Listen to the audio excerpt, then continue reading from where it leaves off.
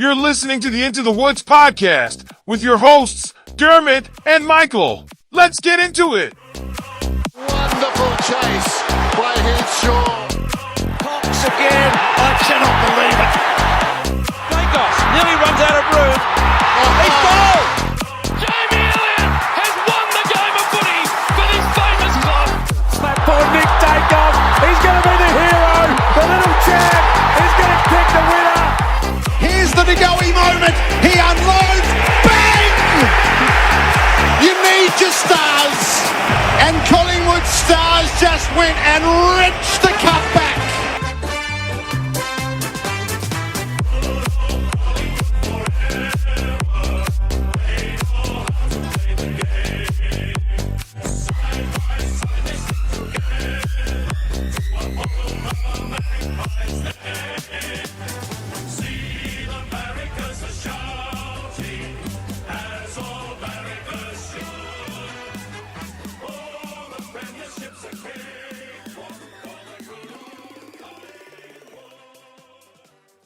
Welcome to Into the Woods. I'm your host Dermot, and for the next hour or so, we'll be talking about all things Collingwood. If you're watching us on YouTube, be sure to give this video a thumbs up and subscribe to the channel. For Spotify and Apple listeners, a 5-star rating will be greatly appreciated. Make sure to hit the bell icon on any of those platforms to be notified as soon as new episodes are released. You can find us on X at Into the Woods Pod and on Instagram at Into the Woods Pod 10. Once again, I'm joined by Michael. How are you, Mick? Yeah, a little bit weary today. Been up since 3:30 in the AM. I didn't know there was a 3:30 in the AM. I flew back from Melbourne this morning. Are we mentioning that, are we? Oh, yeah. Went to the game. So I've kind of flew in Sunday morning, flew out this morning. That new the new intro is a bit needy, bit pathetic. I would have thought, bit Yes.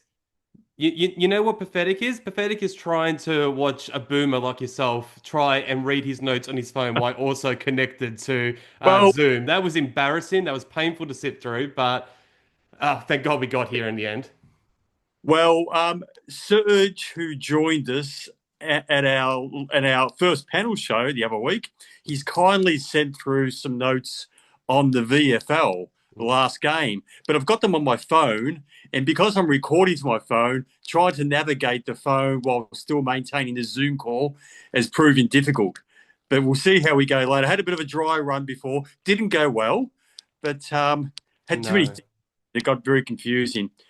Well, as you mentioned, we are on Zoom, unfortunately, due to the Monday game. Our schedules haven't aligned, so we're going to have to do it this way again. And hopefully this Zoom meeting goes just a little bit better than the Tuesday night one in terms of the screen freezing. That was a little bit disappointed. But overall, you mentioned it, last Tuesday's panel show, absolutely fantastic. And I encourage anyone that hasn't watched or listened to it, go back. It was our last episode we did.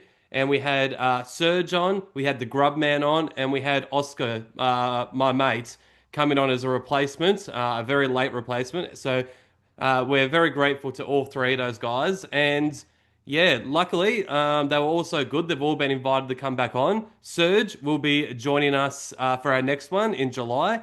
And the Grub Man's agreed to come on alongside Andreas for the August episode. Whereas Oscar's going to be, I think his role would just sort of be backup for everyone does pull out on the day again.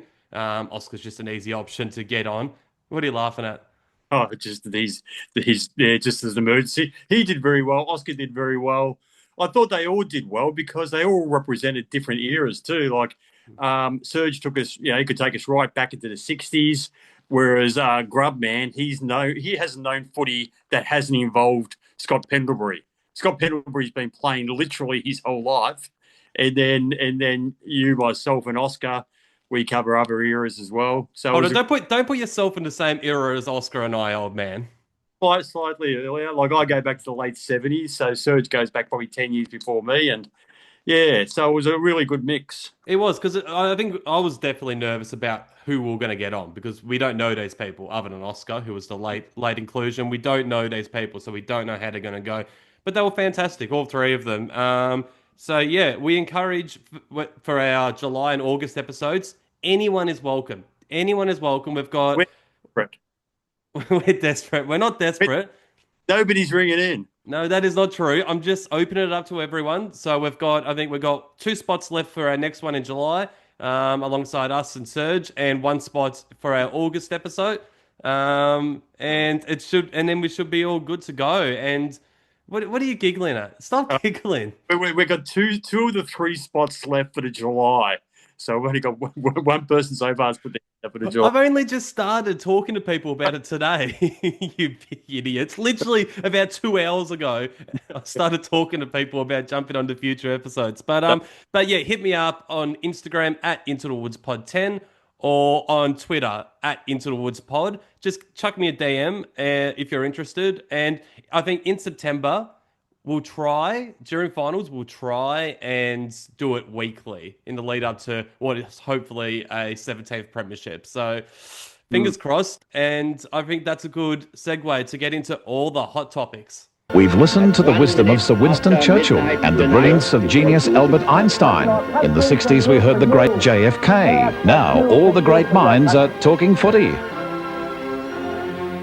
All right. So, yep, that's 17th premiership that I was talking about. I can taste it. It's so close. It's so close. What are we now? 11-2, 6 points clear heading into the bye.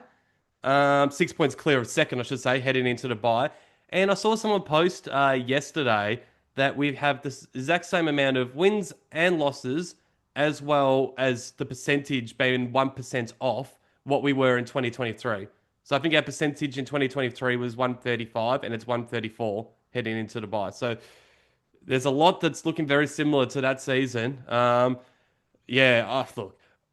in all seriousness, as Collingwood supporters, we've seen our team get to grand final many times. What have we done? We've won 16, as you all know. We've lost 27. So let's not go too over the top, despite me bringing in a pot without a lid the last 2 episodes and carrying on. But it is exciting times, isn't it, Mick?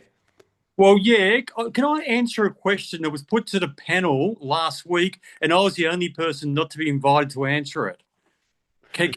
You've held that for the last 7 days, haven't you? Yes, I have, and it's upset me because I was ready with a good answer. You posed a question on the back of Pies Nation posing the same question, I understand. Are we better than we were in 23? Were you not invited to that one? You didn't invite me. Oh, geez. Notes there. My hands were trembling in anticipation of giving this really good answer, and then you just, no. Yes, we are. I think we are. Because not only have we got another 30-odd games into some of our more inexperienced players, okay, our older guys have maintained their form, if not gotten a little bit better in some cases, and we've topped up with McStay was at the club but didn't play a whole of a lot. So we've got McStay now, Houston and Perryman, so that adds to it. Membry. The team defence, our team defence is now a hell of a lot better than it was in I wouldn't say like we're good with defence, but we just seem to be defending better as a whole team now than we did back there. So there you go. I've got that off my chest. Can I, on the team defence, I have this down in my notes a little bit later, but we may as well just mention it now. I 100% agree with you. I think that overall, we're just a lot more solid down in that back line, even though we were in 23, with Nathan Murphy and the likes. But I think, yeah, we're a lot more solid down there. Other than Darcy Moore, he's better than what he was last year, Darcy Moore. He started the year was quite good before he was struggling with those injuries. I'm not sure. His game yesterday, that was, for me, a bit of a concern. I just don't trust Darcy the way that I did in that 2023 season. In fact, out of probably our 7-8 defenders that we have at the moment, if you include Perryman, he's probably the one I trust the least as of this very moment. What's your opinion? Well, you've taken the words out of my mouth. I've got him in my notes, but I've pushed them further down so I can't be accused of being too negative too early. So it just says more stuff-ups.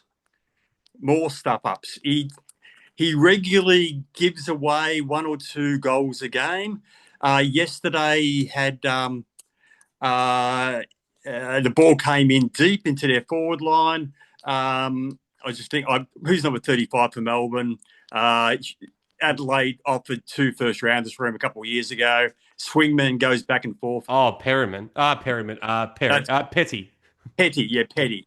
So he's on a one-on-one with Petty. He's got Perryman coming in behind him to offer support. And similar to that game against Carlton a couple of years ago where Curnow kicked 6 on him, 4 from free kicks, Moore sometimes just panics. And he's grabbed Petty's arm as obvious as can be. So if you're going to be that obvious, Moore, you might as well not do it and just hopefully Petty won't mark. And there was every chance Petty wasn't going to mark that ball anyway because Perryman was coming in. So he tends to panic when he's very deep. And we've been calling for him not to play so deep for a long, long time. Like I want him at least at centre-half back. Like in the past, I wanted him on the wing, has been well documented, and I wanted him forward. He's not a last-line defender. And also, in the last quarter, where he's Melcham, he's been caught 1 out with Melcham in the square, and he's bigger. He's got weight on Melcham as well, so he's taller. He's got a bit of weight on him. They were 1 out. Ball's come in long. He's knocked the ball straight back to the top of the square, and Fritz has kicked the goal. So instead of knocking it through for a point or knocking it to the boundary either way, he's knocked it straight down in front of the goals. Do you remember that Fritz goal? Fritz has covered it. So he's given away. He's given away another 2 goals there. He does worry me too. It's not just that as well. I think it's just the decision making and the skill errors as well. Like there was a couple of occasions where he was just handballing it to his teammates' feet and putting them under pressure. Like honestly, when he's on, like we've seen over a long period of time from about 2019 to about 2023, he is our best defender when he's on. But he's just so far from that player at the moment. And you're shaking your head because I'm probably being a bit harsh on Jeremy Howe, who played another great game yesterday. Probably, I think I said this a few weeks ago about Jeremy Howe, where I said that was probably his best game for a long time. Could you make a case that this was actually his best game ever? Like, I know he's played some great games, Jez, but that was just unreal. It was unreal. I think it was almost a perfect game if he didn't concede a couple of late goals to Bailey Fritsch. In fact, it could have even been more if Isaac Quainer didn't come in and save the day in that last quarter. But other than that, for about 99% of the game, I feel like he did not put a foot wrong. It was as perfect as he could get. Yeah, it was a question we've had notice. Is it his best game? Off the top of my head, I can't give you a definitive answer. I wouldn't have thought so. He's played some great games for us in the past. And I said a couple of weeks ago, to me, he comes across as the general of the back line, even though Moore's down there and he's the captain. Hold on, sorry to interrupt. Did you watch On the Couch last night? Yeah, I was about to. Yeah. Bucks said the exact same thing. Yeah. So it's funny because Buckley said the same thing last night. I said it a while ago on my ad, so I'm not just copying Bucks. No, you did, yeah. Yeah, he did. He does give that impression he's the general of the back line. And Buckley, you'd think he is in the know, kind of back that up. So no, Moore's never been our best backman. But he was pretty elite there for a few years. I think we're forgetting. He was spectacular. He probably at his best, he's the most spectacular defender. But he's never been a defensive defender. He's never been a defender in the true sense of the word. So there you go. But while we're just talking about our defenders, we've talked about Moore, we've talked about Howe. While we're on a roll, why don't we just talk about Quainer as well? Because he's back. He is back big time. His last 3 games, the best 3 games he's played in 18 months. Like his one-on-one efforts are back. His run and drive off halfback is there again. He's just I every time the ball is going in deep and I see Quainer down there, I'm starting to believe in him again because I was in the last year or so. He's given me the Darcy Moore vibes. In fact, I just didn't trust him. And now I'm starting to trust him again. How did you see his game being there yesterday? Yeah, well, spoiler alert, I've given them votes in the Julian Rowe medal. And I watched the game back today on TV and I saw him interviewed after the game. It was the last night I saw him interviewed. Oh, it doesn't matter. Whenever I saw him interviewed, they're asking him what's changed because you're back to almost where you were in 2023. And he gave nothing away. He said, oh, no, nothing's changed. I changed my boots, ha, ha, ha, type of thing. But he wasn't giving any. But to me, he's running and carrying. He's running past, looking for the handball received. He's a lot more proactive offensively than he was last year. He wasn't looking to run and carry last year or get involved in handball chains. But now he's actively doing that. He dropped a couple of marks he would normally taken yesterday, but he's going for his marks again. That had all deserted him last year. You very early in the year, you said you thought he'd bulked up too much, and then I heard other people say that subsequently, and he's since trimmed down again. So I think that might have been an issue. If that was an issue, I'm not sure how the club allowed it to happen. Like you would have had conditioning staff say, "Hold on, maybe you shouldn't be getting that heavy." But if that was the reason, that's a bit of an indictment on them. But I don't think he's quite back to what he's best, but he's showing good signs. Yep, fair enough. Can you let me have this? Don't interrupt here, Mick. There's something I want to get off my chest. Hold on. You take advantage because we're doing this remotely, and when we do it remotely, we can't interrupt each other because it stuffs up the audio. Dermot often takes advantage of this situation, and he goes off in this long tangent. I was literally going to ask, because originally you were planning to come over to mine for this, and I was going to ask the same favor of you then. This is something I feel really, really passionate about, and I just want to let it out. Yep. Hey, do you know about boy? No, Fanny, I just reminded me of something. I was talking to Richard, my brother, when I moved into the hotel the other day, and I think I mentioned I had a cup of coffee, and he said, "You're not using the kettle there, are you?" I said, yeah. He said, you never use kettles at hotels. And I said, well, what are you talking about? Apparently, people boil clean their underwear in kettles at hotels. And I Googled it afterwards. I thought he's just had me on because, putting me off.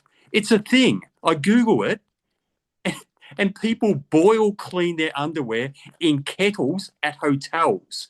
And it says, when I Googled it, it says, this is discouraged by the staff. Never once have I gone to a hotel and the staff say to me, "Oh, enjoy your stay, Mr. Hare, and please don't boil your undies in our kettle." Have you heard of this? You just said that I took advantage of not being able to interrupt on this. No one can hear you at the moment because I'm talking, Michael, so you're cutting out. Did you seriously just completely ignore the fact that I had something that I was passionate about and wanted to get off my chest, and you started talking about boiling undies? What is wrong with you? Is that a thing? Are you aware of it? I've never heard of it. Yeah. So I got for the next day, I just got the pots out and boiled them in pots. Could you not bring this up on I Got Vomit instead of interrupting me? No, because I didn't know if it was factual or not. I wasn't prepared to bring it up on I Got Vomit and put my name to it. So you hadn't heard of this? All right, we're moving on.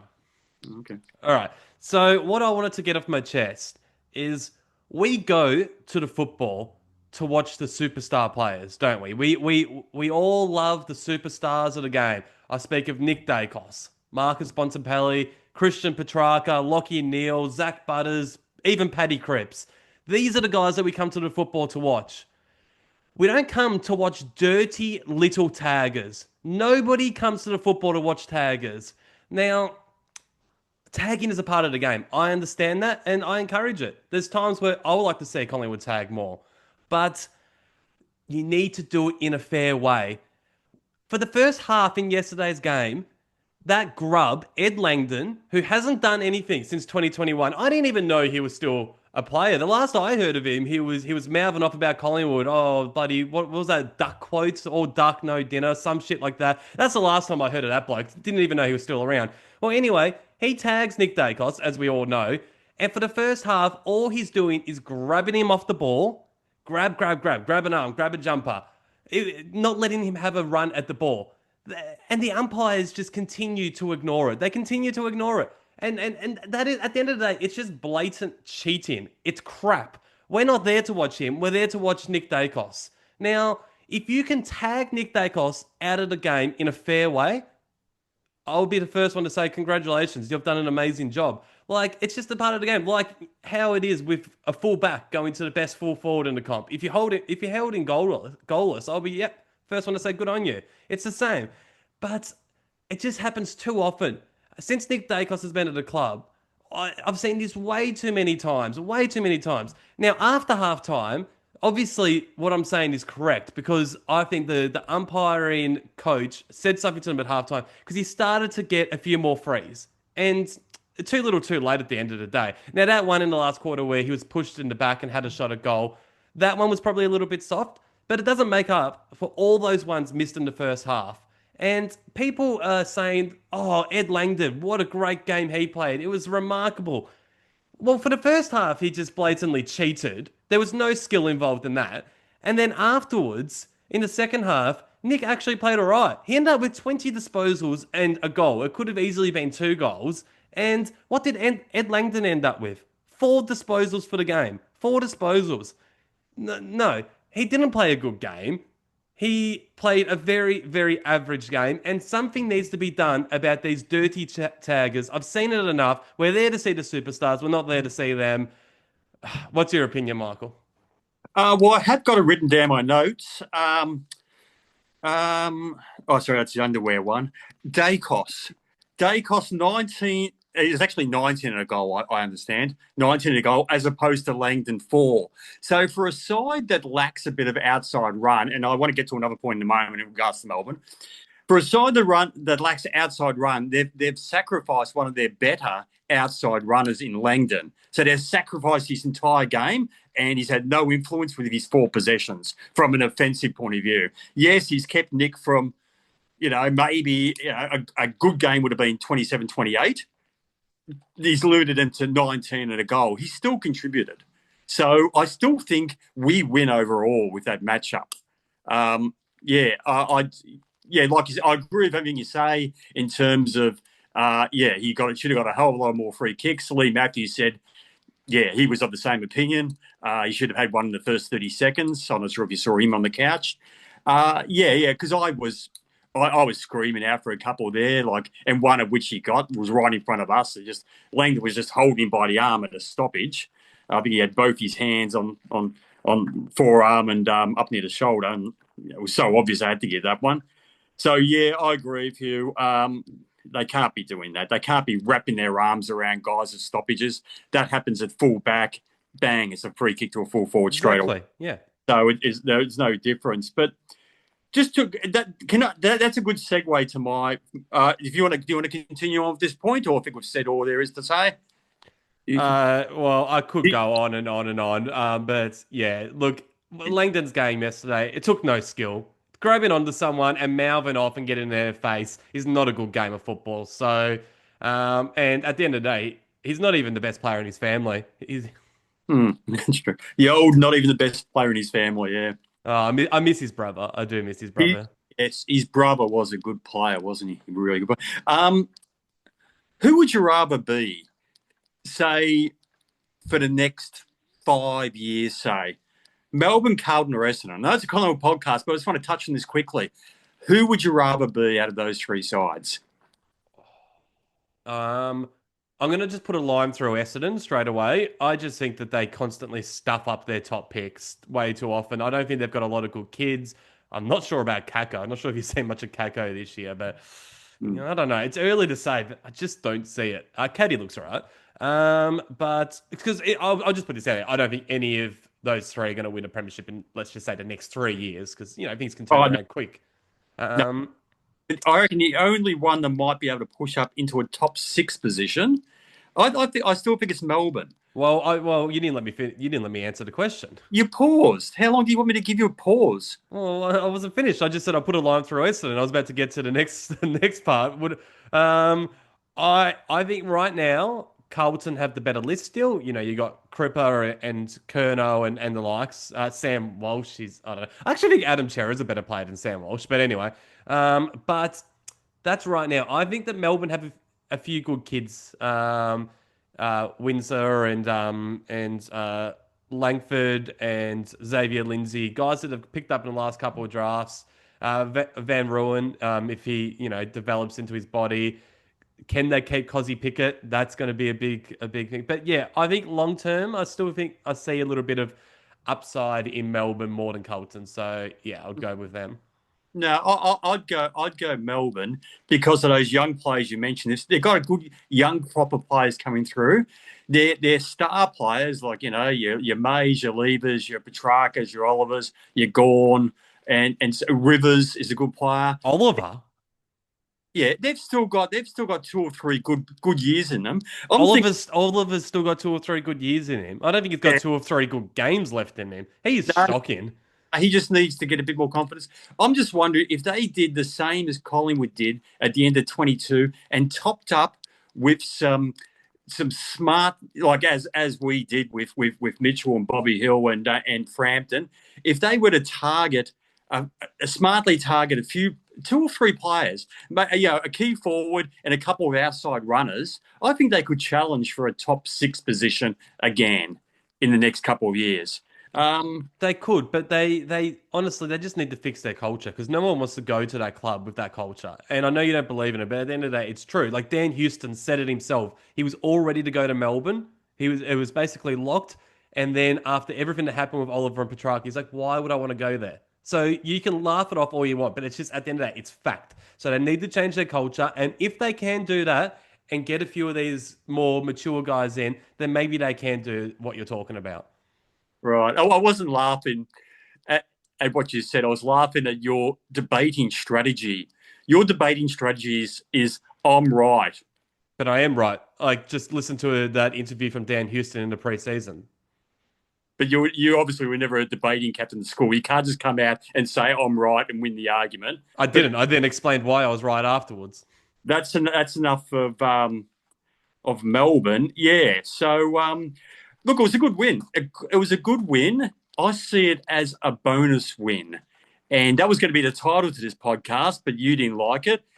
There's nothing better. What was the title? A bonus wins are the best wins because they beat us in contested possessions. They beat us inside 50s. They beat us in clearances. I thought they were better, but they just lack composure. We just ooze composure. We got nothing out of our forwards. Like Membry did very little, got a few kicks up the ground. Myercheck didn't do much. McStay bobbed up a couple of times. Elliott didn't do much. Bobby Hill wasn't that prominent. So our entire forward line didn't do much. Nick Daicos, as discussed, he didn't have one of his better games. Still contributed to it. So really, I think it was a great win. Oh, it was, but I think it's a bit harsh on McStay. His first game back in quite a while, 6 weeks or so, and he kicked the first goal for us, and he kicked the match winner for us. Yeah. So he played his role. Oh yeah, I said he bobbed up a couple of times, but he hardly starred. But let me say that I agree. It was a good win. It was a good win, and as Fly said in his press conference, or maybe it might have even been an AFL 360 straight after the game. We just continue to find different ways to win games, which is positive. So come September, no matter what kind of style the game is, we will hopefully find a way to win it. But we spoke about on the panel podcast last Tuesday, and Serg brought up. So I think the Grub Man asked the question of what is our biggest weakness and what are we concerned about for the remainder of the season? And Serg was the one that said centre clearances, and I think all of us on the panel agreed with him. And again, they killed us in centre clearances, -9. We just didn't look likely. And none of us on the panel knew what the issue was because you got Ned Long, who's just dominating this year. You got Nick Daicos, the best player in the comp. You got Sidebottom and Pendlebury that are just rewound the clock. They're back to their best. Like, what is the issue? And how do we get on top of this? I'm sure the coaching staff would know about it because, like, our defense, a big round of applause because, like, the amount of pressure that they're put under immediately, losing centre clearance after centre clearance, it's just crazy. So how are we going to fix this during the bye? I've got no doubt that the coaching staff, this would be the number one thing on their list. Well, as good as Cameron is around the ground, he's not a great tap ruckman, but that doesn't always tell the story. Like, you can win, as we all know, we can win tap outs, but are they effective tap outs? And even if they are effective tap outs, why can't we kind of rove to the opposition ruckman a bit more? So it still doesn't explain why we're not getting those clearances. When we've got the big names in there, we've got the Daicos, and not that Long's a big name, but he's playing well. Pendlebury's in there, Sidebottom's in there. So we've got the names in there, and they're getting possessions, but they're obviously not getting them a lot of clearances. I don't know what it is. But also what concerned me a bit yesterday is the intercept marks they were getting in our forward line. That was literally next on my list. Yeah, yep. The marks down the line as well. Do we have to keep on kicking it to Gawn? What is it that all teams kick it to Gawn? It was like kicking it to McGovern back in the day. Can we just avoid these blokes? Well, I understand, because when you kick it down the line, normally your ruckman's there as well. They're the ones that you're targeting. But what I didn't understand was kicking it to May, Lever, and Turner over and over and over again. To me, that just reminded me so much of what was happening in opening round against GWS when Sam Taylor and Himmelberg and Buckley were just taking every intercept mark imaginable. I 100% agree. That was next on my list. We need to sort that out. It's not a regular occurrence, though. Like, it's happened twice this year. It happened first round, and it happened yesterday. So I don't think we need to panic about it. That can be easily fixed. But the centre clearances, that is the issue. Yeah. Well, we spoke a little bit about Jeremy Howe and how crazy a season he's having and how amazing he played yesterday. He's 34 years of age, and mind you, I'm next episode for our bye, I'm going to be releasing my mid-year All-Australian team and see how many Collingwood players I've got in now. Try not to be biased, but I haven't actually started yet, but I find it very hard to think that I wouldn't have Jeremy Howe in there. I think he's a lock. He's never been All-Australian, and neither is Jamie Elliott. So those two, they're on track to become an All-Australian for the first time. And it's crazy. They're both, well, Jez is in his mid-30s and Jamie's, 32 or something. But the other two blokes, we've spoken a lot about Steele Sidebottom and how amazing a year he's had in this role change as more of an inside mid. He's a little bit more on the outside in recent weeks. It's splitting the role a bit, but he's still playing just as well. But the other one is Scott Pendlebury. I think he's been having a sneaky good season. He's not getting talked about as much as the other guys. I don't think he's been maybe in the top 3 players on the ground very often this year, but he's consistently in the top 4, top 5, week in, week out. And yesterday, I think, was his best game of the year. What about, we said we were struggling in the sending clearances, but that one, you're going to know exactly which I'm talking about, where Pendlebury sold a little bit of candy and just ran straight. I think it set up a goal. McCreary. Yes, it did. McCreary, yes. That was outrageous. This guy's 37 years of age. He's going on another year, isn't he? He's an absolute star still. Yeah, he's missed a few games though. That's the only thing. Hasn't he already missed a few games this year as far as the Australian selection goes? I'm not talking about Pendlebury as Australian. Oh, sorry, I thought you were. I kind of tuned out for a little bit. I was talking about Jeremy Howe as Australian. Then I moved the subject on to Pendlebury. Yeah, well, I kind of missed about 15 seconds. I just filled it into my brain. I thought you were discussing him as an Australian. But he's been very good. But look, as an All-Australian, how good would somebody like a Pendlebury be on the bench, coming on the ground? You're saying he should be a specialist bench player in an All-Australian team, eh? All I'm saying is I don't think he'd be out of place in an All-Australian side. I'm not saying he should make it, but he's still, as you say, he's still playing good footy. He controls the game when he's out there. He's like him and Sidebottom. They're just like extra coach. They're like coaches on the field. They're like playing. I think Sidebottom's a chance. Well, he should be right in the mix because he's consistently in the best 2 to 3 players on the ground every week for us. Whereas I said, Pendlebury's probably more around about top 5 week in, week out. But they've got a lot of great midfielders in the comp. Maybe if he's a defender or a forward, it might be a little bit easier. It's hard when you're coming up against so many A-grade midfielders in the prime of their career. But nevertheless, is there any doubt in your mind that he goes on next year and breaks Boomer Harvey's record? Not unless injuries intervene. No, I haven't got much doubt at all that he'll go on and beat the record. You touched on McCreary there for a second. He's still making that mistake. He can't judge his distance when kicking set shots. On the run, he can kick them from outside 50. But yesterday he had a shot with the guy on the marks standing on 52, and again, as he does most weeks, he's left it a metre short. And kicking it a metre out from goal is the worst kicking footy. It's just so easy for him to defend. I don't know why he's not getting them. He's not learning from it. I'm not sure why the coaches aren't making this a point with him. He does it most games. He leaves it a metre out. Just put it 15 metres out, top of the square. Annoys me. I agree with you, but I also slightly disagree at the same time. Like, I was there for Gava round against the Swans in Adelaide, and he kicked a set shot from basically I reckon it would have been about 60 metres out, and he made the distance easily. He can do it, but I also agree that you either, like, if you're going to commit to the goals, you need to be able to make the distance, otherwise it looks bad. So, but he can. He's capable.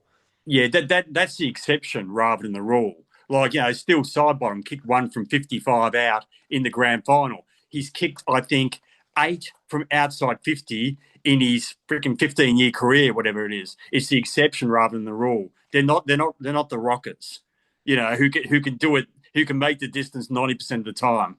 It's not percentage. It's not percentage play. On the run, have a shot from 55. Set shot, set it up, or lower your eye. Look for a leading option. That's fair. Not percentage play. That's fair.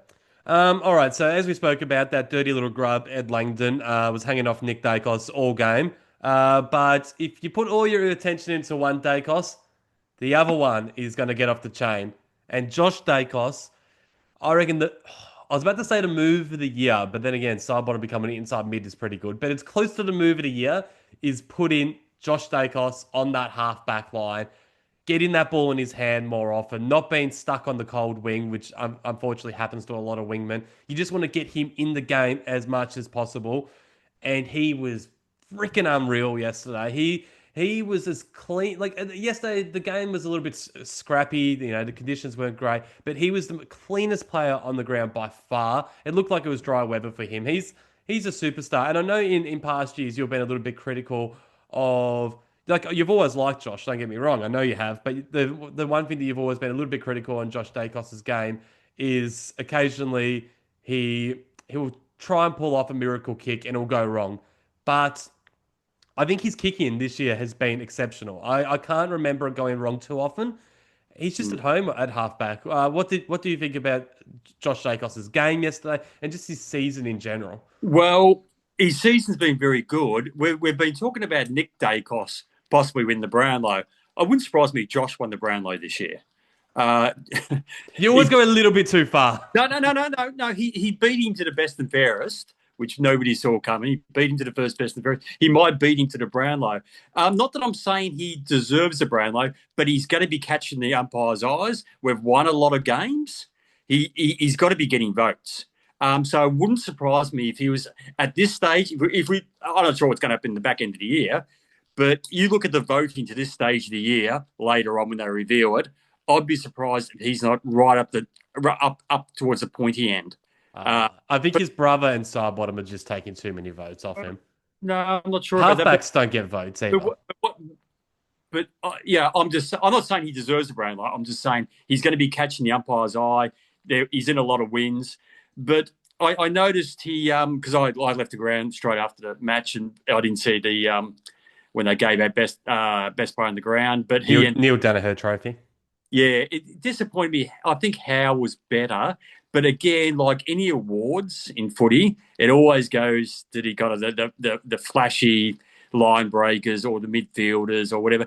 The defenders rarely get a look in, like the key position or true defensive defenders rarely get appreciated. I agree. I personally think Jeremy Howe was best on ground, but that's not taking anything away from Josh Daicos and his game. Like, I think he was just exceptional. Mm. Oh yeah, he was good. He was good. Yeah, he was very good. Well, he's got the same number of votes as Howe on mine, but I just think Howe was slightly better. Same here. Yeah. Yeah, slightly better. So yeah, There you go. What else have you got? I've got a few things, few dot points I want to make. Well, you can go first. Chuck something at me. Dot points. Everyone's talking about De Goey and what a luxury it's going to be when we bring him back, and hopefully we'll get him fit and firing at the pointy end of the year. And then I kind of cast my mind back over the entire time I've been watching footy. And I'm thinking to myself, how many times have I seen a player pretty much miss an entire pre-season, then miss a whole heap of footy throughout the year? When have they ever come back at the pointy end of the year and made a big impact? Off the top of my head, I can't think of too many. And it's just that I'd love it to be true. I'd love it. All this talk. We'll get him back with 6 weeks out, and we'll get him cherry ripe, and he'll be fit and firing. I just haven't seen it very often. It just doesn't happen. I'll give you someone. You have to go back a long way, though. You have to go back all the way to 2024. I think a guy came in the middle of the year and then ended up winning a Norm Smith medal. I think his name was Will Ashcroft. He's just got I didn't say it's never happened. Sorry, I know it was too good. It was too good to not say that. But fairness, I don't know. Did he miss the entire pre-season? He was recovering from a knee. Yes, but he was still able to train. No, he did his ACL halfway through the 2023 season. Came back halfway through the 2024 season. Yeah, I'm not convinced that's you're not comparing apples with. But even so, I think an ACL injury is worse than what the goalie's going through. Let's assume for a second what you're saying is correct, which it is. All right, I'm not saying it never happened. I actually said it's probably happened a few times, but it's very rare that it happens. Yeah, that's fair. But at the end of the day, the goalie doesn't need to be the 2023. De Goey, where he was just a midfield bull, the one that we saw in that preliminary final. He just needs to be a guy, if he can go forward, 10 touches as a forward for Jordan De Goey could result in 2 goals. And those 2 goals could be huge goals in big finals. That's all we need. We've got enough players all around the ground now to cover him as a star player. He just has to play his role, and he might have moments of brilliance. That's all we need from him. It will be a bonus. But I don't think anyone's expecting him to be at his best, are they? We smothered well, didn't we, in the first half especially? Excuse me, why are you bring up this point and then I give you the answer and you just completely ignore me? No, we've finished the point. Are you salty because I brought up Will Ashcroft? I don't like that. Who came up with the ridiculous term salty? It makes no sense. Anyway, it doesn't matter. Well, no, I'm going on to my next point. I made the point. You had a counterpoint. We move on. Let's not get bogged down. First half, the smothering, I thought was very good. I don't know if you noticed it on there.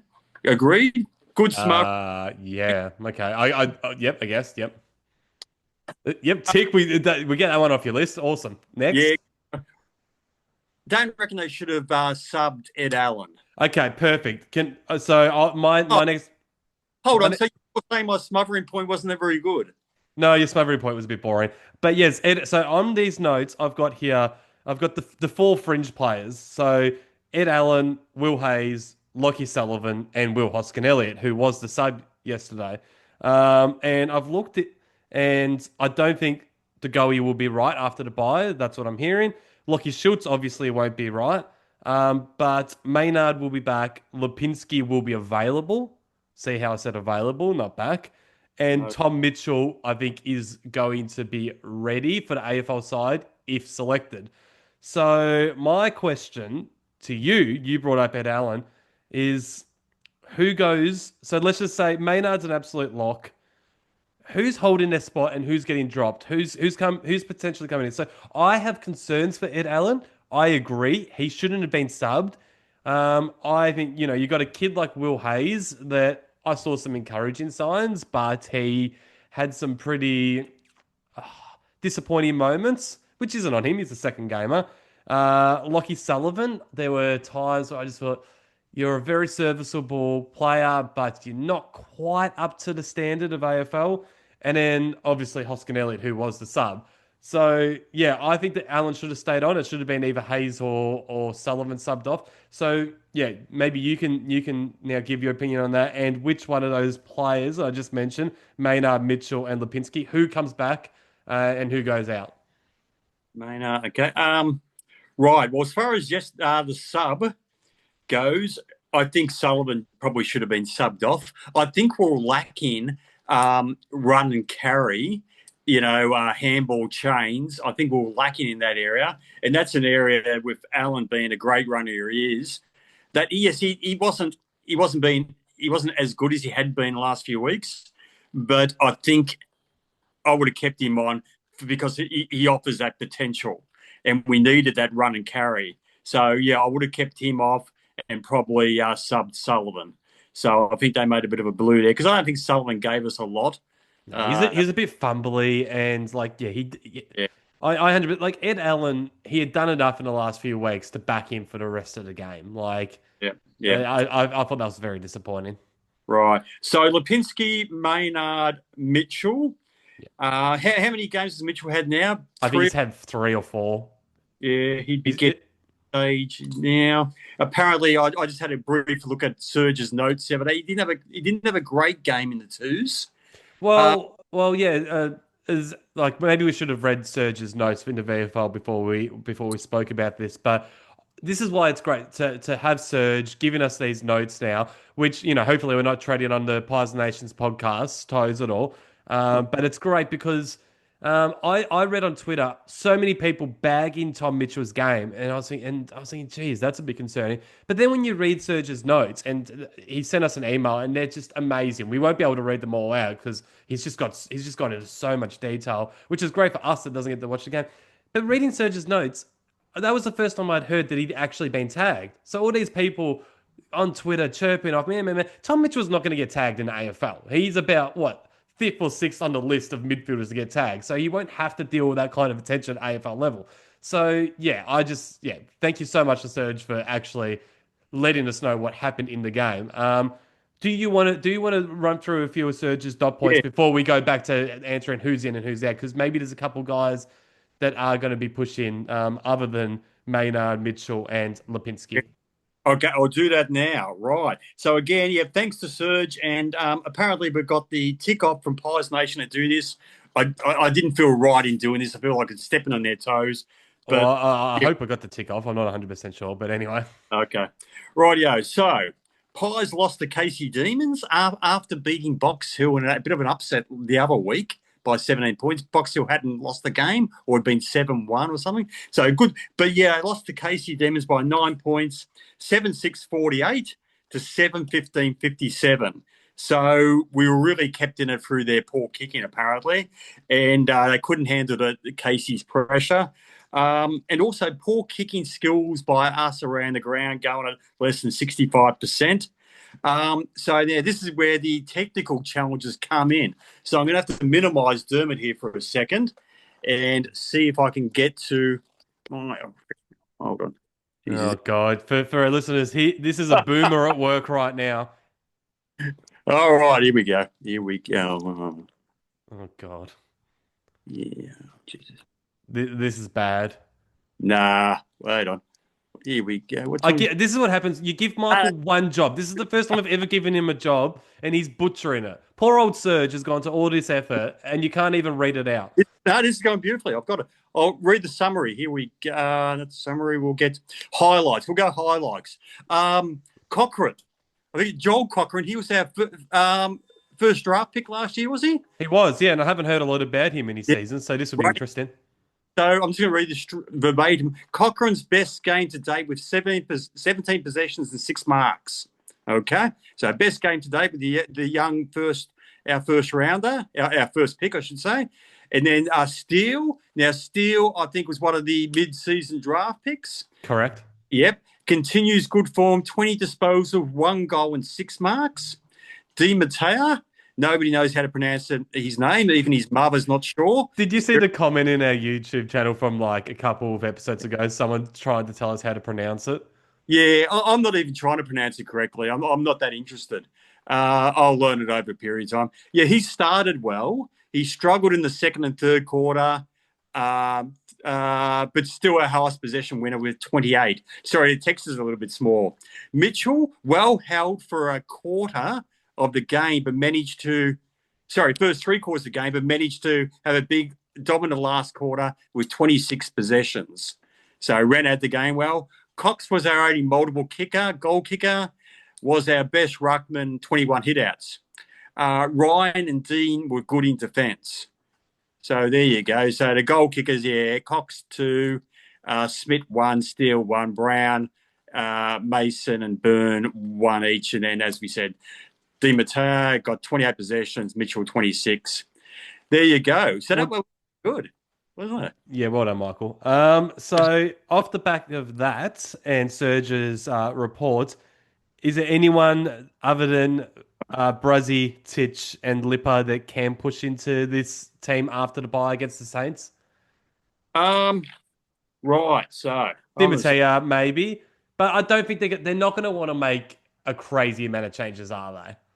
I'd bring mate. Assuming they're fit. So after the bye, I would bring Maynard back. Well, of course, yeah. That one's without a doubt. Yeah, Maynard slots in. Yeah.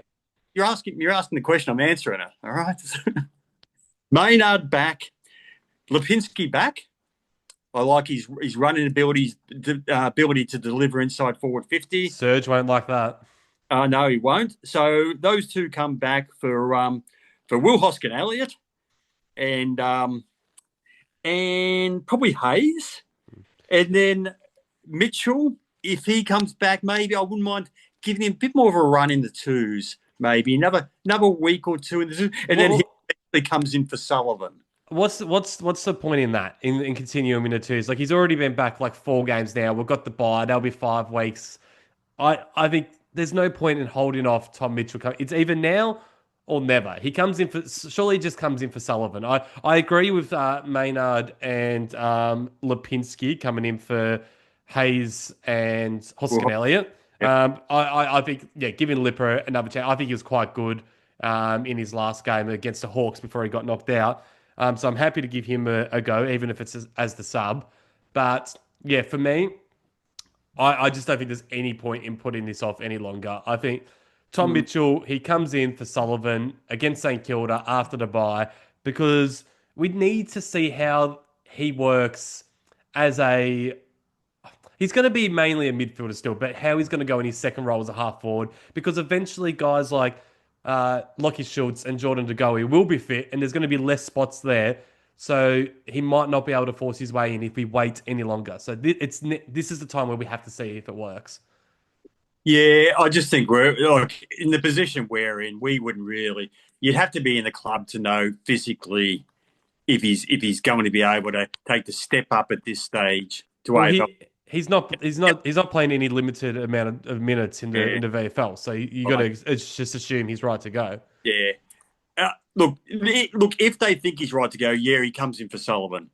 I don't know. I was just maybe being conservative. I'd like to see a bit more consistent form from him in the twos. But, yeah, when he comes in, whether it's the next game or the game after that, I imagine he comes in for Sullivan. Well, he comes in against St Kilda. Then the week after, we got West Coast. So that's a nice little opening to see what he's got at AFL level. Personally, I wouldn't have him as a sub. I've heard a few people saying start him as a sub. I don't see the point in that. Let's just see what we've got. He's not the sub type anyway. I know Sullivan's been sub a couple of times, but I would rather someone more like a Lipinski in that role or an Ed Allen. Not that I want Ed Allen to be sub, but I'm just saying that type of player. I'm all for seeing Tom Mitchell come in for Sullivan straight after the bye. And if you look at our next 4 weeks, this is it's exciting, but a little bit concerning at the same time, is we've got, as I said, St Kilda, then West Coast, Carlton and Gold Coast. Now, St Kilda and West Coast are both at Marvel Stadium. So we've got back-to-back games at Marvel against 2 average teams. We should win both of them and win both of them comfortably. But you can't help but be a bit nervous about it that, like, we're Collingwood and we play in front of the big crowds at the MCG in blockbuster matches, and we've been doing it all year. Now we've had a week's break. We're now going to be rolling into Marvel, which is just a shocking ground. In games that just aren't going to have that kind of atmosphere because they're not that big of games. Are the players going to be flat coming into them? We better hope not. Like, we need to be switched on. But yeah, those two first games I'm very concerned about, St Kilda and West Coast, in terms of, are we going to be flat? Then we roll into Carlton, and that's always a big game. You don't have to worry about us being up for that. And then Gold Coast in Gold Coast, that is a huge challenge. So that the boys will set themselves for that. Well, what's your opinion on the next month after our bye? Well, I'd be very disappointed if they were flat for any games, because if you're a professional unit gunning for the 17th premiership, you'd hope you weren't flat in any game, and I don't think they will be. But the concern I have for Marvel is we're obviously not as familiar with it. We've had problems with St Kilda a bit over the years, so that worries me a little bit. But it's just, it is what it is. It's just part of that you have to go there, and we have to play X number of games there. So a professional club would adapt, and I'd hope they would be professional. I think we will, and I have absolutely no concerns over the West Coast game in terms of winning. We'll win that one. There's absolutely no doubt, and it's just we should win that one by 10 plus goals. Will we win it by 10 plus goals? I hope so, but I could see it being a 30, 40 point win, and that's been why have we, that's a percentage booster. Why have we only won by 5 goals? But the Saints game, I'm 80% sure we're going to win that one, but I'm still. A part of me is just a bit concerned. Just a little bit concerned coming off the bye, going to that shithole of a ground against an uninspiring club like St Kilda. Yeah, I don't know. Well, I did a bit of forecasting last night of the remainder of the year, and we'd have a minimum of 17 wins. I reckon we'd have a minimum of 17 wins, probably more likely 18, and even potentially 19 at the end of the home and away season. I'm talking. So 17 is going to get us well and truly top 4. It will get us top 2. I'm just trying to think. Probably, yeah. So we've just put ourselves in such a great position, haven't we? To be able to kind of absorb the odd unexpected loss, which is always going to happen. You're always going to have at least one or two of those a year, the unexpected loss. Which we haven't had one yet. So we almost did yesterday. Yeah, we almost did, but we didn't. I'll tell you what, that lead, I haven't got my props today, unfortunately. That lead, after Cozzy Pickett kicked that goal, I put it straight back on that pot. It was off. The lid was back on. And then, bang, Dan McStay kicks the goal. Off she comes. The lid's back off. But yeah. If I was a Melbourne supporter, like, Pickett is such a dynamic, really very good player. I'm not going to say great player because he's not yet, but he's a dynamic player. But some of the things he does would just frustrate the hell out of me. Like that one, apparently there was the second week in a row that he's had a free kick played against him and he's put the ball on the ground, 50-metre penalty, bang, goal. Like, that's just not professional. And Jonathan Brown picked up on this as well last night on the couch, and it'd been on my notes, so I'm not copying him. But I saw it when I was actually at the ground when he was. Not sure if you know the one, but I know exactly what you're talking about. Yep. Yeah, he's chasing McCreary, and he's about a metre behind McCreary. You know, the pace of Cozzy Pickett, he could have at the very, very least put a lot of pressure on the kick. Half a chance of catching him, of tackling him, but no, he chooses to instead turn to the umpire while he's still running with his arms outstretched, as if to say he's run too far. Which he might have actually had a point. He did run a fair distance, but geez, how unprofessional was that? You played to the whistle, mate. Like, he could have put pressure on the kick. I'm not sure what ended up happening when we went in forward 50. Not sure if we had a shot at goal, but no, we didn't. But from memory, I think that is basically what won us the game. It was very late. Did McCreary then hit up Pendlebury, and then we were able to control the last few minutes? I think that is. So he essentially lost. Like, everyone's mouthing off about Max Scott. Well, not mouthing off. More mouthing off about Stephen May. Talking of cockheads, but everyone's talking about that Max Gawn kick late. I think that it's more on Cozzy Pickett for. Like, at the end of the day, it was just a skill error from Max Gawn, and it was an atrocious skill error. Don't get me wrong, but that was pathetic from Cozzy Pickett. What you just said, putting your arms out instead of going for the tackle with McCreary. But we talked a little bit last year after the Melbourne game. Well, I think it was in the lead up to the Melbourne game. We talked a lot about Stephen May and his we should have smoked them comments and the fact that nobody likes him. Jake Mulch hates him and his old Gold Coast teammates hate him and clearly Max Gawn hates him. Sorry, I have to interject here. We can't be going down this route of personal attacks. You were the one that brought it up last year. You wanted to name our whole. You did. We named our whole podcast after him and put a picture of him because that's what you wanted. That was funny, wasn't it? Yeah. So the personal attacks are justified.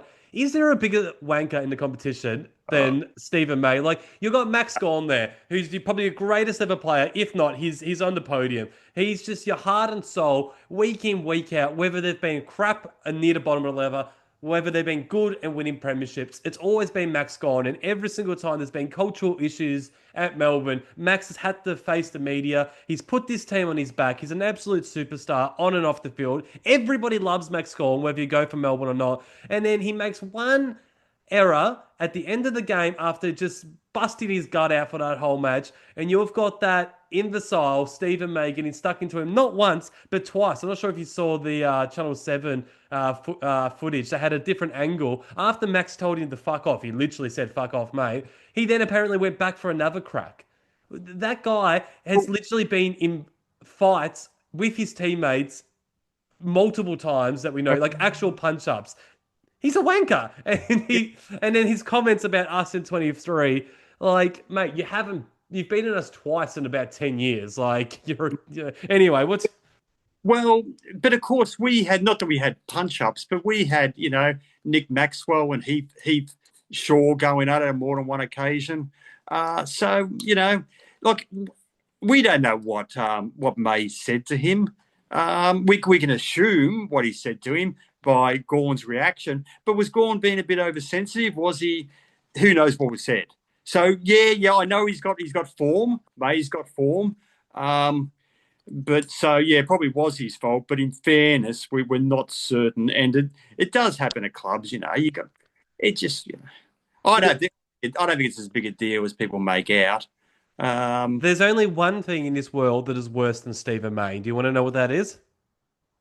What if I said I didn't want to know? I'm going to tell you anyway. It's the disgusting, ugly picture that's sitting behind your shoulder, which I told you to cover up. But since then, you've now moved the camera so we can see it. You know what I thought you were going to say? Boiling your underwear clean in hotel kettles. For our Spotify and Apple listeners, you're very lucky that you can't see that awful picture behind Michael's shoulder. That is a grown man with a lady's picture up. It's a Burmese princess. Oh, I tilted if it offends you so much. It's creepy. It's creepy. Tracker. I know Collingwood Podcast, but Oliver Tracker. And I know I gave him a rap before. They are very, very good, great, almost great players, you could say. Tracker is, yeah. Yeah, the only thing that lets them down from being the very top echelon of on-ballers I've seen is they hack it, don't they? Both of them just kick it. I think that's a bit harsh on Petrarca. Like, I get what you mean. He does occasionally, but Oliver, I'm 100% with you. That kick late, I think with about a minute and a half left, he just grabbed the ball and he just chucked it on his boot and it went out of bounds in the full. He's done that so many times. He did that multiple times in the 2023 qualifying final against us, and he's done a lot more than just that time as well. It's just he is just a shadow of his former self, isn't he, Clayton Oliver? I'm not convinced that he's ever going to be the player he once was, and he's still only in his late 20s. He should still be a great player. Yeah, that's what I was saying before. He's still got years left in him. So look, he could get back to it. Just one other thing's on my notes, and going off to a different game, the Essendon Carlton game, Durham and Chera, that contest report, you've probably seen it. Everyone's saying that Durham deserved. We have to get this out of the game. Is it just me who's saying that Chera's not squeaky clean in this himself? Like, you do not attack the ball the way he did. Like, everybody as kids, you put your backside, you put your hip, you turn, you step over the ball. You don't freaking lead with your head. The way Durham attacked the ball is how you're meant to attack the ball. You're meant to attack and sign on. These players are putting their heads into dangerous positions. That's what I reckon. It's just, you can't lead with your head like that. So, yeah, he probably should be suspended. But was Chera squeaky clean in this. No, he wasn't. And I think the league needs to send a message out. That's not how you attack the ball. Anyway, just a side note. All right, fair enough. Anyway, that's enough of hot topics. Let's get into the Julian Rowe medal. Been pretty good, Julian Rowe. He's been better than pretty good. He's been a forward that has presented for them today. All right, so the Julian Rowe medal. My votes, I've nearly given my full 60, but not quite. 57 votes, which kind of feels a bit weird because we only won by 1 point against 14th on the ladder. But I feel like we had a lot of players that played really, really well. So it must have been the next players that aren't on this list that weren't anywhere near their best to only get over by a point. But in reverse order, I've given 3 votes to a guy that I almost guarantee Michael didn't even know was out there, and that is Harry Perryman. He had the 19 disposals, 436 metres gained, and 9 intercept possessions. So another very solid game in defence from Harry Perryman. I've then given 2 players 6 votes, one of them being Darcy Cameron. Yeah, in the actual ruck contest against Max, he got beaten, but around the ground, I felt like he was really, really good. He had the 16 disposals, 10 contested possessions, 9 marks, and 6 intercept possessions. I think in the third quarter in particular, it just felt like he was going back and marking everything. Jack Crisp is the other player that's got the 6 votes. He had the 21 disposals, an equal game high, 7 tackles. He had 21 pressure acts, 4 inside 50s, and 412 metres gained. I've then given 3 players 8 votes. Isaac Quainer being one of them. He had the 25 disposals, 9 marks, 5 intercept possessions, and 517 metres gained. Still side bottom, he had the 25 disposals at 84% efficiency. He had 8 marks, 6 intercept possessions, 4 inside 50s, 425 metres gained, and a goal. And Scott Pendlebury's the last one on 8 votes. He had 29 disposals at 90% efficiency, which is just unreal. He had the 10 marks, 6 score involvements, and 2 goal assists. And then I had 2 players on 9 votes. One being the Neil Danaher Trophy winner in Josh Daicos. He had a game-high 34 disposals at 85% efficiency. He had a game-high 11 marks. He had 8 intercept possessions. He had 545 metres gained and an equal game-high 7 score involvements. And Jeremy Howe is the last player on 9.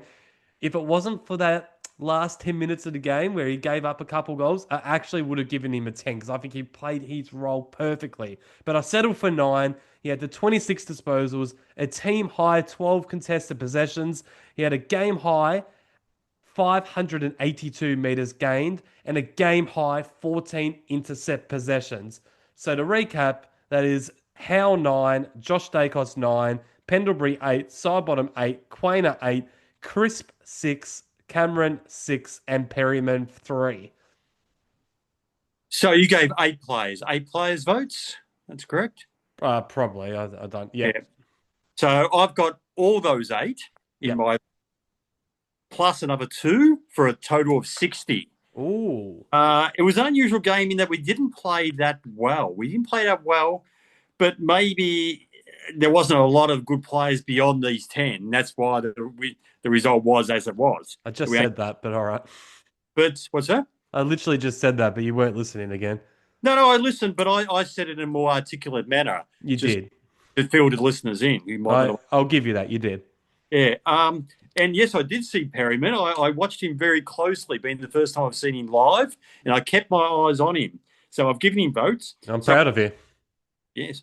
So I've gone Howe with the 8 votes, Josh Daicos with the 8, Quaynor with 7, Pendlebury 7, Crisp 6, Sidebottom 6, Ned Long, who you didn't have in, I thought was pretty good for us, 6 votes.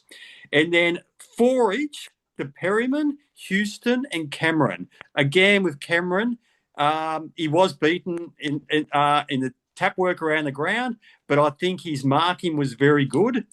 And, he was beaten by his direct opponent, Gawn, but you can be beaten by Gawn and still play very well, as we know. And I thought Houston was good. I thought he was good too. Wasn't starring.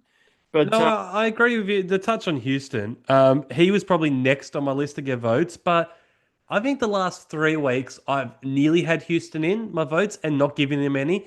And so I'm not sure how you do your votes, but at halftime I always jot down a few players that I think are playing well, and then I'll sort of edit that again at the end of the game. Houston's always on my list at halftime.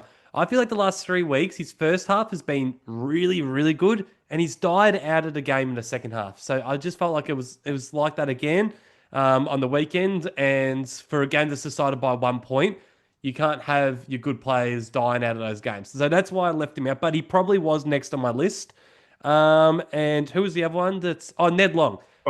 Yeah, I did consider Long, but stat wise, it was as good as pretty much all his games in the last, however many weeks, 6 weeks.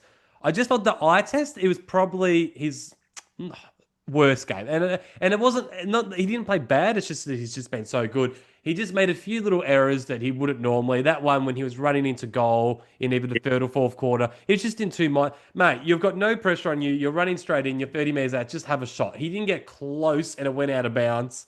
So I just don't feel like he was at his absolute best. And if you're giving Ned Long votes for a 21 disposal game, a kick and a goal, then you should probably be giving Nick Daicos votes because he pretty much had the same amount of stats. But Nick Daicos led us for clearances and inside 50s, which is another cross next to Ed Langdon's name. He actually led us in those two categories. So I think Long also had a lot of tackles from memory. He did, and he led us for pressure acts again. Yeah, exactly. So that's why he got the vote. So, but I saw him opposed to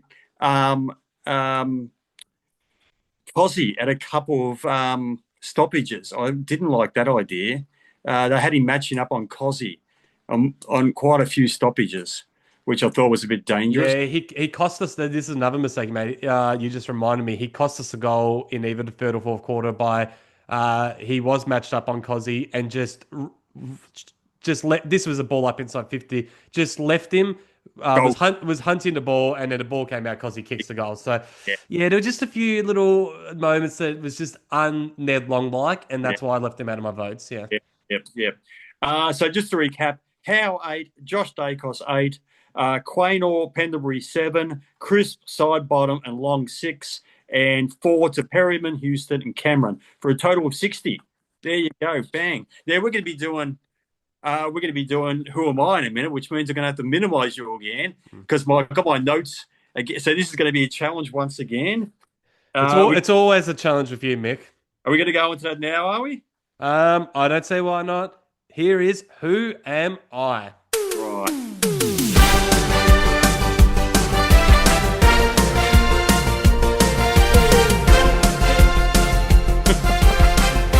Sorry, here we go.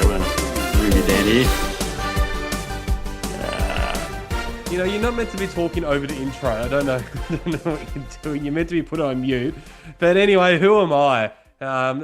This is what happens when you entrust a boomer with technology. But it's just a debacle. Go on, Mick. What have you got for me? Okay, so I'm just trying to read my own handwriting. For the listeners at home, it is currently 8 apiece. So I need a point here to get my nose in front. So let's see what I can do. Well, hopefully you don't play conservatively, Dermot, because I can see you turning conservative just to secure your 1s and 2 points. Be brave enough to go for a 5-point occasionally. This is just. I'm sorry. How many times have you ever gone for a 5-pointer? No, I don't think it's happened yet. Your clues don't really give me much chance. Don't get me started again on your clues. All right. 5 points is meant to be hard. For 5 points. From Gippsland. Gippsland drafted pick 26 in 2007 rookie draft. I played 77 games for 33 goals. So I'm giving you his goals and games total. Yeah. Very generous. Okay. So as soon as you said Gippsland, I'm thinking, is it Pendlebury or Daisy Thomas? Is this going to be another obvious one? But they were the 2005 draft, so it's not them. Gippsland. So let's run through that question a little bit. Again, 2007 draft, did you say? It was a rookie draft. You're talking about Pendlebury and Oh, you said rookie. Sorry, I missed that. draft. So, yep. So, and from Gippsland, drafted pick 26 in the 2007 rookie draft. I played 77 games for 33 goals. I was thinking Brent McCaffar. But I think surely he kicked more than 33 goals. He played a lot forward in his first years, but then he did move into the midfield. I don't know if he's from Gippsland. I'm pretty sure he's Victorian. 77, that sounds about right. Rookie draft. I know he was a rookie draft. And I know he debuted on Anzac Day 2009 in that David Zaharakis game. But I'm not going to go with that straight away because I know you want me to go for a 5-pointer, but I'm not going to. But that's what I'm thinking at the moment. So next question, 4 points. Okay, for 4 points, debuted round 5, 2009 versus Essendon at the MCG. Yeah. What are you? No, Damn it! I should have gone the 5-pointer. It's Brent McCaffar, but read the rest of your clues. I'm locking in Brent McCaffar. For 3 points, Champion Data rated me the third best tagger behind Ryan Crowley and Ed Kerner in 2013. For 2 points, before Buckley turned him into a tagger, he had been a defensive forward. For 1 point, switched his jumper to number 3 at the end of 2012 season as a tribute to John McCarthy. I am Sam Murray. Shut up. Sam Murray. So you should have waited to the end. Oh, that's the second time I could have gone a 5-pointer. Scotty Burns and now this one. But this one I'm a little bit more disappointed in because I was actually quite confident. Yeah, well, you should have you should have backed yourself, shouldn't you? Well, 4 points, that's still easily the best either of us have done. So I've now just got a huge jump on you. That's 12-8 now. Eat dust, Mick. Eat dust. Yeah. Brett McCaffar, Mick Irwin. Yeah. Anyway, do you want to know something funny? What's that? Brent McCaffar was fresh in my mind because I was actually looking at his Instagram page about an hour ago, I reckon. So you are so unlucky that he was fresh in my mind. He was a good player for us, McCaffar, and especially 2010 in our premiership year. He was one of those guys alongside Jared Blair and that pushed the senior blokes out of the team, your Tarkin Lockiers and our mate Leon Davis and those kinds of guys. He was one of those players that pushed them out. Really good season. And 2011, I'm not sure what went wrong in 2011. Was he injured? Was that one of the years he did his knee? Did he have a couple of knee injuries? Yeah, I think so. What do you say? Leon Davis, he pushed out. I'm talking about guys like that, the senior blokes, like Leon Davis, Tarkin Lockyer, Shane O'Brien.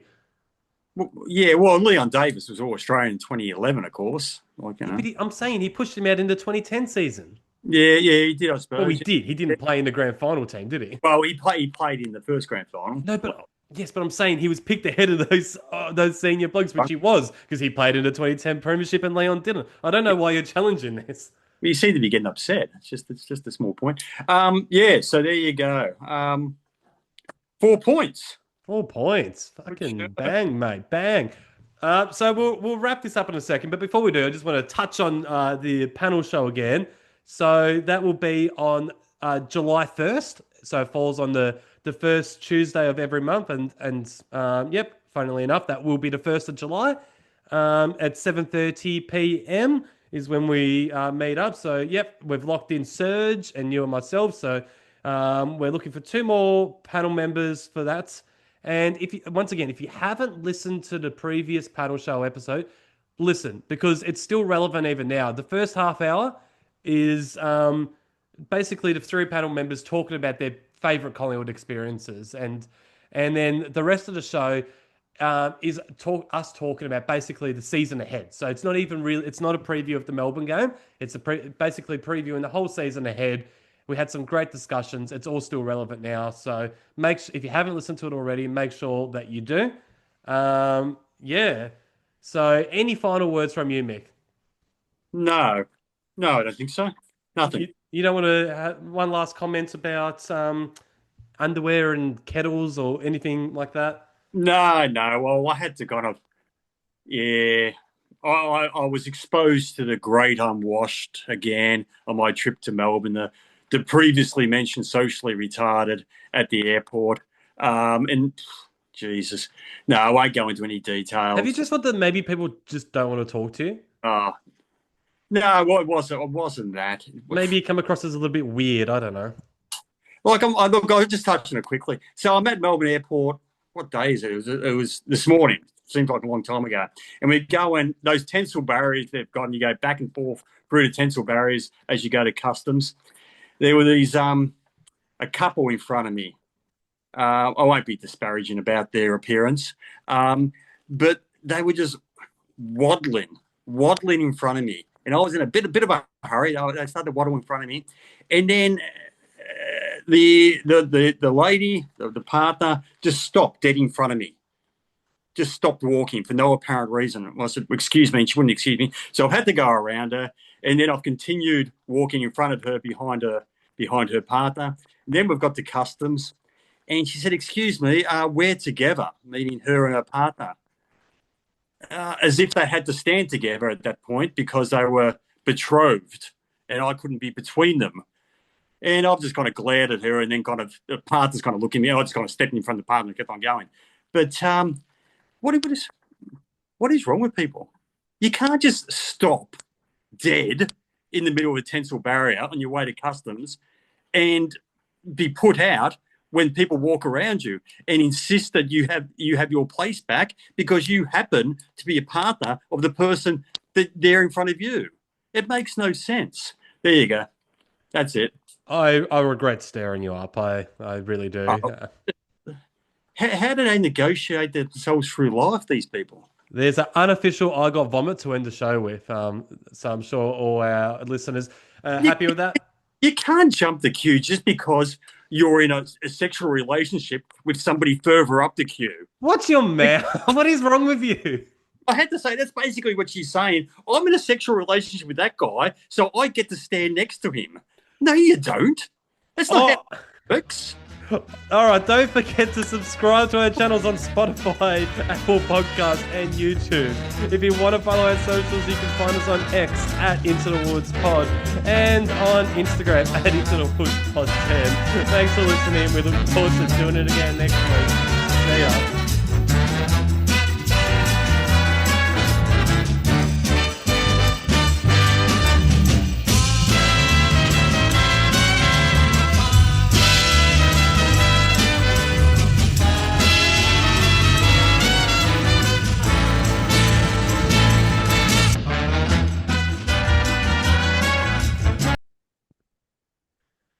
All right.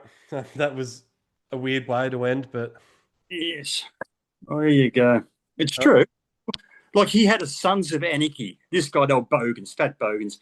Sons of Anarchy hoodie. Freaking Sons of the Cupcake, mate. Sons of Anarchy. Jesus.